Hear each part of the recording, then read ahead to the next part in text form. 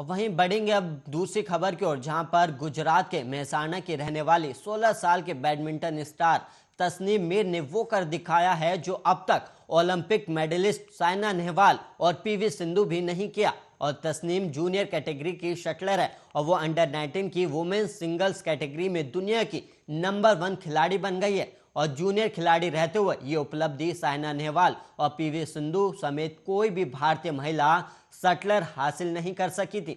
और तस्नीम ये उपलब्धि हासिल करने वाली भारत की पहली जूनियर महिला खिलाड़ी बन गई है। और जूनियर वर्ल्ड रैंकिंग 2011 में शुरू हुई थी और तब साइना इसमें एलिजिबल नहीं थी, और जबकि सिंधु वर्ल्ड नंबर 2 खिलाड़ी रह चुकी है। और उपलब्धि हासिल करने के बाद तस्नीम मीर ने कहा कि मैं काफ़ी खुश हूँ और वहीं पीवी सिंधु और साइना नेहवाल की तरह आगे बढ़ने की कोशिश में हूँ और सीनियर लेवल पर अगले ओलंपिक में भारत के लिए मेडल जीतने के लक्ष्य से प्रैक्टिस जारी रखूंगी।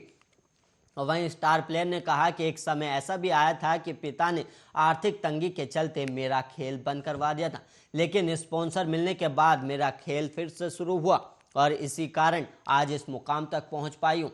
और वहीं तस्नीम ने 3 साल गोपीचंद एकेडमी में ट्रेनिंग ली थी और इसके बाद वो गुवाहाटी के इंस्टीट्यूट में ट्रेनिंग ले रही है। और वहीं तस्नीम के पिता ने बताया कि बेटी ने 6 साल की उम्र में ही बैडमिंटन खेलना शुरू कर दिया था। और तस्नीम ने अब तक अलग अलग कैटेगरी में 22 टूर्नामेंट भी जीते हैं और सिंगल्स में 2 बार एशियन चैंपियन भी रह चुकी हैं।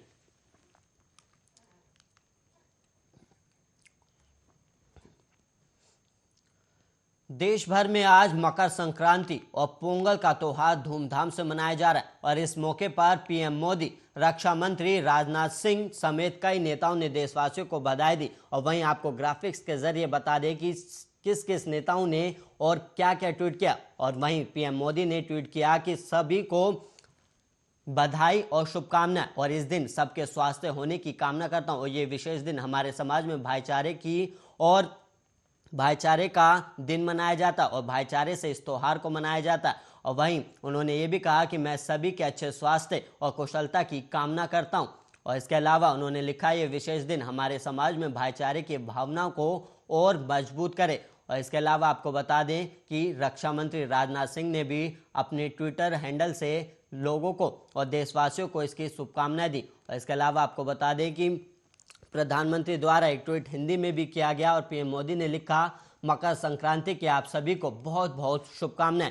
प्रकृति के पूजन से जुड़ा ये उत्सव हर किसी के जीवन में आरोग्य और आनंद लेकर आए। और प्रधानमंत्री ने इसके बाद कई और ट्वीट भी कर देशवासियों को बधाई दी और उन्होंने माघ बिहू त्योहार की बधाई दी और सुख और समृद्धि की कामना भी की। और उन्होंने गुजरात के लोगों को उत्तरायणी की शुभकामनाएं दी। और पीएम मोदी ने पोंगल की भी शुभकामनाएं देते हुए कहा कि पोंगल तमिलनाडु की जीवन संस्कृति का प्राय है और इस विशेष अवसर पर सभी को और विशेष रूप से पूरी दुनिया में फैले तमिल लोगों को मेरी बधाई। और मैं प्रार्थना करता हूं कि प्रकृति के साथ हमारा बंधन और हमारे समाज में भाईचारे की भावना गहरी रहो। और इसके अलावा आपको बता दें कि मकर संक्रांति अलग अलग राज्यों में अलग अलग नाम और तरीकों से मनाया जाता है। और उत्तर भारत में जहां इसे मकर संक्रांति कहा जाता है तो तमिलनाडु में पोंगल से नाम के से जाना जाता है और असम में इसे माघ बिहू और गुजरात में इसे उत्तरायणी कहते हैं। और पंजाब और हरियाणा में इस समय नई फसल का स्वागत किया जाता है और लोहड़ी पर्व मनाया जाता है।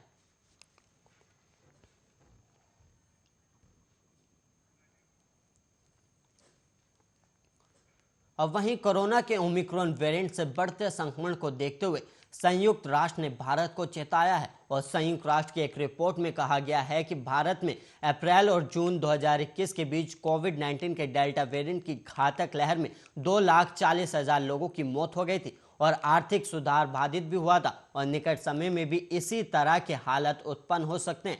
और संयुक्त राष्ट्र विश्व आर्थिक स्थिति और संभावना 2022 रिपोर्ट में यह भी कहा गया है कि कोविड-19 के अत्यधिक संक्रामक ओमिक्रॉन वेरिएंट के संक्रमण की नई लहरों के कारण मृतकों की संख्या और आर्थिक नुकसान में फिर से वृद्धि होने का अनुमान है। और रिपोर्ट में कहा गया है कि भारत में डेल्टा वेरिएंट के संक्रमण की एक घातक लहर ने अप्रैल और जून के बीच करीब 2,40,000 लोगों की जान ले ली थी और आर्थिक सुधार बाधित भी हुआ था और इसी तरह के हालत दोबारा से पैदा हो सकते हैं।